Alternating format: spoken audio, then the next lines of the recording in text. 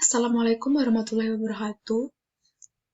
Kami dari kelompok 6, Manajemen Pendidikan SD, akan mempresentasikan pengorganisasian pendidikan, penggerakan pendidikan, dengan anggota kelompok 6 yaitu Hidayatul Rohmah dengan NPM 1986206018 dan saya sendiri Yesi Dwi Maharani Santika Putri dengan NPM 196206022.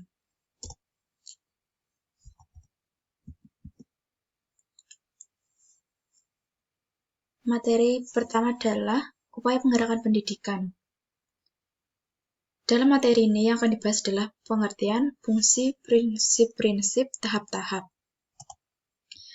Pengertian upaya penggerakan pendidikan atau outpointing secara bahasa adalah pengarahan atau dengan kata lain pergerakan pelaksanaan. Sedangkan pengertian secara istilah outpointing adalah mengarahkan semua personal agar mau bekerja sama dan bekerja efektif dalam mencapai tujuan suatu organisasi. Fungsi pertama mengembangkan rasa tanggung jawab, selanjutnya memberikan komando, selanjutnya pemeliharaan moral dan disiplin, selanjutnya komunikasi, selanjutnya human relation, selanjutnya leadership, dan yang terakhir pengembangan eksekutif. Prinsip pertama mengarah pada tujuan, prinsip kedua keharmonisan dengan tujuan, prinsip terakhir kesatuan komando. Tahapan 1. Pengarahan dilakukan dengan memberikan petunjuk-petunjuk yang benar, jelas, dan tegas.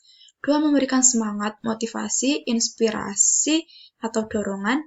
Dan yang terakhir, memberikan bimbingan melalui contoh-contoh tindakan atau teladan. Materi yang kedua atau selanjutnya, pemberian reward. Dalam materi ini yang akan dibahas adalah pengertian, tujuan, dan bentuk-bentuk. Pengertian. Reward adalah segala sesuatu yang berupa penghargaan yang menyenangkan perasaan diberikan kepada siswa karena telah berperilaku baik, mendapatkan hasil atau telah berhasil melaksanakan tugas yang diberikan guru dengan baik sehingga siswa senantiasa termotivasi untuk mengulang perbuatannya kembali. Tujuan. Untuk lebih meningkatkan motivasi intrinsik dan motivasi ekstrinsik. Bentuknya yaitu pujian, penghormatan, hadiah, dan penghargaan. Materi yang selanjutnya, pemberian sanksi atau punishment. Yang pertama, pengertian, kemudian tujuan, yang ketiga, bentuk-bentuknya. Pengertian punishment atau hukuman. Punishment atau hukuman adalah suatu tindakan kurang menyenangkan yang dilakukan terhadap seseorang secara sadar dan sengaja untuk menurunkan atau mengurangi terjadinya pelanggaran atau kesalahan. Sedangkan tujuan jangka pendek pemberian hukuman adalah untuk menghentikan tingkah laku yang salah. Sedangkan tujuan jangka panjang hukuman yaitu untuk mengajar dan mendorong anak agar dapat menghentikan sendiri tingkah laku yang salah. Bentuk-bentuk sanksi ada berdasarkan diterapkannya hukuman. Yang pertama, hukuman preventif dengan tujuan tidak melakukan pelanggaran lagi. Yang kedua, hukuman represif dengan tujuan memberikan efek jera. Berdasarkan tingkat perkembangan anak, hukuman dibagi menjadi 3. Yang pertama, hukuman asosiatif, yaitu memberikan pengertian antara hukuman dan kejahatan atau pelanggaran, kemudian penderitaan akibat hukuman yang telah diperbuat.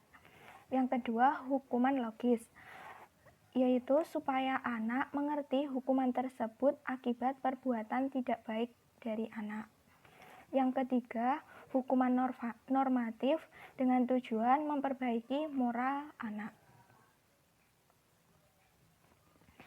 Materi selanjutnya motivasi. Ada pengertian, faktor-faktornya, indikator, dan macam-macamnya. Pengertian motivasi. Motivasi merupakan segala sesuatu yang mendorong seseorang untuk melakukan sesuatu dalam mencapai tujuan yang diinginkan dengan mengarahkan segenap kemampuan potensi dalam dirinya.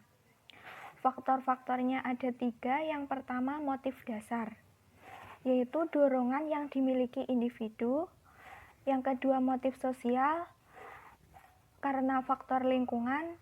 Yang ketiga, motif objektif, karena aktivitasnya dalam proses belajar mengajar. Macam-macam motivasi. Yang pertama ada motivasi intrinsik, yaitu berkembang secara sendiri tanpa adanya pengaruh dari luar. Kemudian motivasi ekstrinsik, yaitu adanya pengaruh dari luar. Indikator selanjutnya, indikator motivasi, yaitu yang pertama adanya hasrat dan keinginan berhasil. Kedua, adanya dorongan dan kebutuhan belajar. 3, adanya harapan dan cita-cita masa depan. 4, adanya penghargaan dalam belajar. Yang kelima, adanya kegiatan yang menarik dalam belajar. Yang terakhir, adanya lingkungan yang kondusif sehingga memungkinkan seorang siswa dapat belajar dengan baik. Sekian, inilah presentasi dari kami. Ada kurang lebihnya mohon maaf. Wassalamualaikum warahmatullahi wabarakatuh.